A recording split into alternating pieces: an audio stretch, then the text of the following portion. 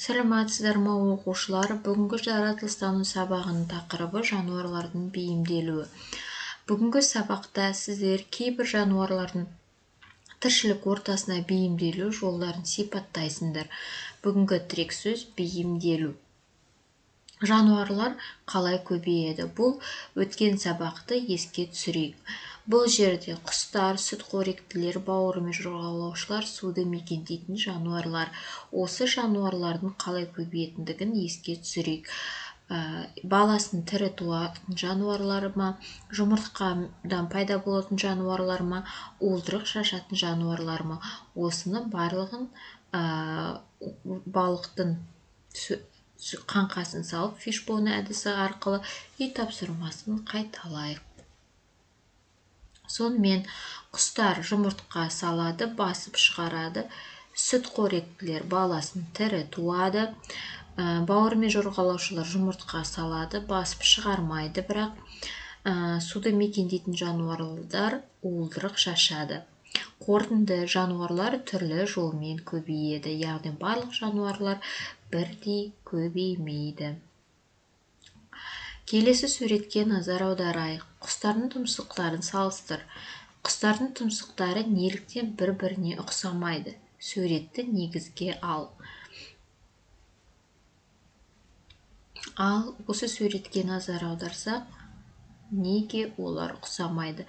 Астындағы суреттер не үшін берілген? Мысалы, масаның, тұқымның және шықаның суреті берілген. Келесі сурет бойынша жануарлардың сыртқы пішінге қарап, тіршілік ортасын анықтауға боламы? Олар өз қоректерін қалай табады деп ойлайсың? Ойыңды дәлелде. Жануарлар өзі тіршілік ететін ортаға бейімделеді. Олар жер бетінде де, жер астында да, суда да, әуеде тіршілік етеді. Тіршілік ортасына қарай олардың дене құрылысы, сыртқы пішіні, түр-түсі әртүрлі болады. Мысалы, су астында тіршілік ететін жануарлар, олар суда өмір сүруге бейімделген. Сондықтан олардың қанаттары жүзетін және тыныс алатын желбезектері бар. Ойланып көрейік, неліктен тауықтың жұмыртқасы ақ немесе қоңыр болады, ал бөдененің жұмыртқасы шұбар болады? Осы сұрақты ойланып, жауабын дәптерге жазып көріңдер. Келесі сіздерге мынандай зерттеу жұмысы.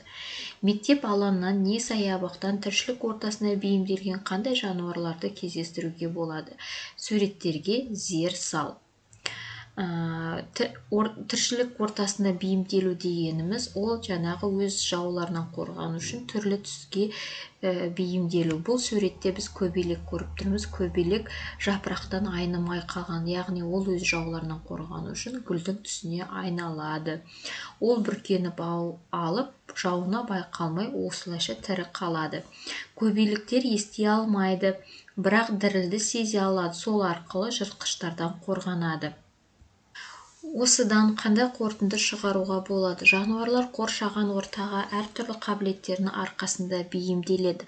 Бейімделу туралы толық ақпарат алу үшін келесі бейне материалға назар аударайық. Тезірек соңғы қоңырау соғылып, ауылға келсем деп әрдайым аңсайм.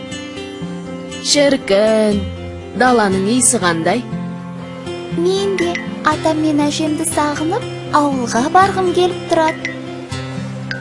Еркіндік деген осы, шеті көрінбейтін кең дала, таза ауа, көктің аңқыған иісі.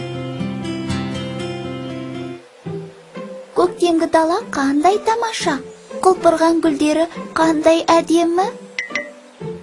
Енді 2-3 күн кешігіп келгенімізде, бұл әдеміліктің бәрінен де құр қалар едік.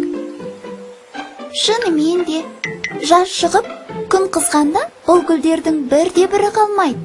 Ал анаға, бұл гүлдер осындай аз уақыттың ішінде тұқым шашып үлгере ме? Мынау қажжуа және жауқазын деген дала гүлдері. Топырақ астында бұл өсімдіктердің қоректік заттар жинақталатын жуашықтары болады.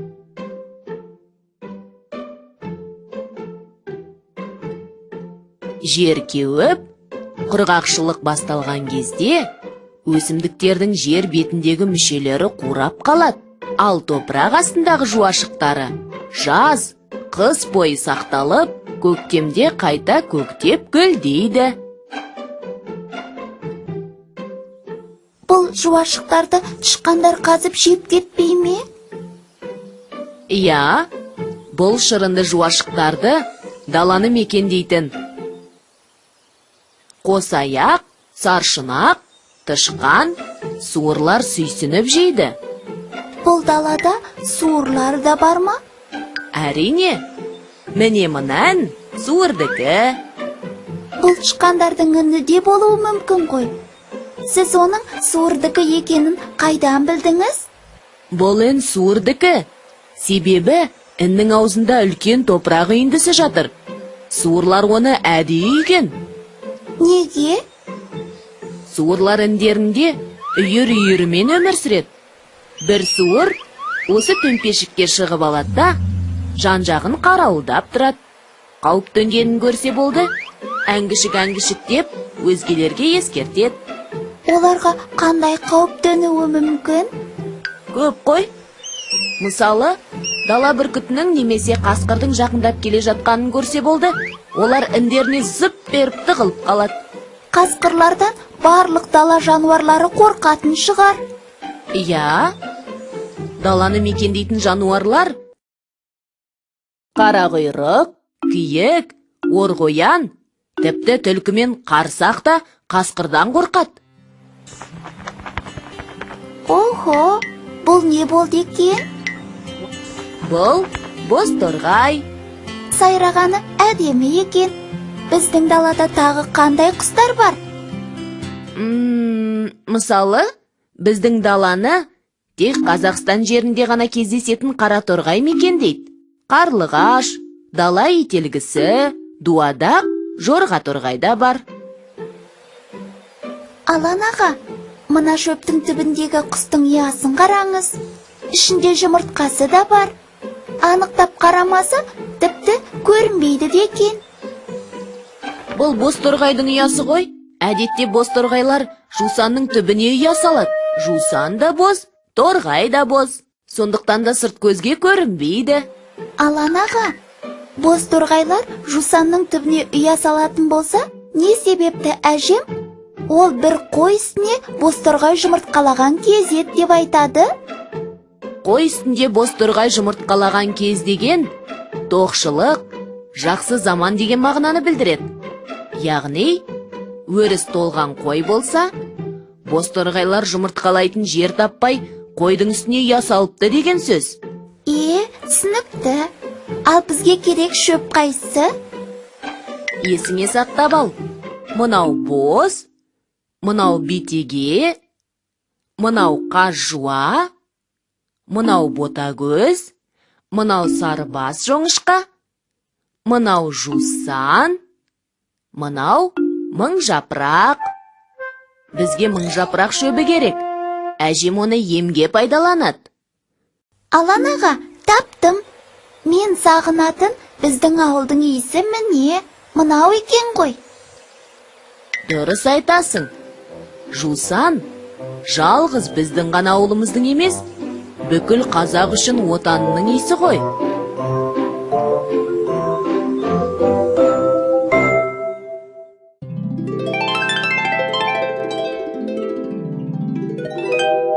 Қайталайық.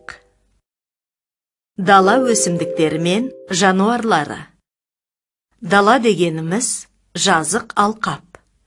Даланы мекендейтін жануарларға қосаяқ, саршұнақ, тышқан, суыр, сонымен қатар қарақұйрық, киік, орғоян, түлкі мен қарсақ жатады. Қараторғай Қазақстан жерінде ғана кездесетін құс. Сонымен бірге Қазақстан даласын қарлығаш, дала ителгісі, дуадақ, жорға торғай және бозторғай сияқты құстар мекендейді. Әдетте бозторғайлар ұяларын жусанның түбіне салады. Жусан да боз, торғай да боз. Сондықтан да сырт көзге көрінбейді. Боз, бетеге, қаз жуа, ботагөз, сарыбас жоңышқа, жусан, мыңжапырақ дала өсімдіктеріне жатады. Келесі жан-жануарлардың қорғану үшін қауіпсіздік белгілерін есімізге сақтайық. Сақ бол, кейбір бунақ денелер мен жыландар улы болады. Осы белгілер арқылы қандай жануарлардың кейбірлерінің улы екенін анықтауға болады. Сонымен бүгінгі сабақта сіздер жануарлардың мекен ортасына бейімделуін сипаттадыңдар, бақылау нысандарын анықтадыңдар. Жануарлардың саналуандығын сақтаудың маңыздылығын түсіндіңдер. Сабақты жалпы қорытындылау мақсатында бейне сабақтың астындағы сілтемеге өтіп тапсырманы орындаймыз. Сіздерге мынандай тапсырма берілген. Жануарлардың әр тіршілік ортасына бейімделуі туралы екі сурет берілген. Кейбір жануарлар ыстық жерлерде мекендесе, суық жерлерде мекендей алмайды. Немесе кейбіреулер суық жерде мекендесе, ыстық жерде мекендей алмайды. Сондықтан жануарларды таңдай отырып, өз бейімделу ортасына қарай орналастырыңдар. Дұрыс жауаптарында нүктеге басу арқылы тексеріңіздер. Барлық тапсырманы орындап болған соң өздеріңізді бүгінгі сабаққа бағалаңдар. Егер барлығы жақсы түсінікті болса жасыл түспен, сұрақтарыңыз болса сары түспен, ештеңе түсінбесеңіздер қызыл түспен белгілеңіздер.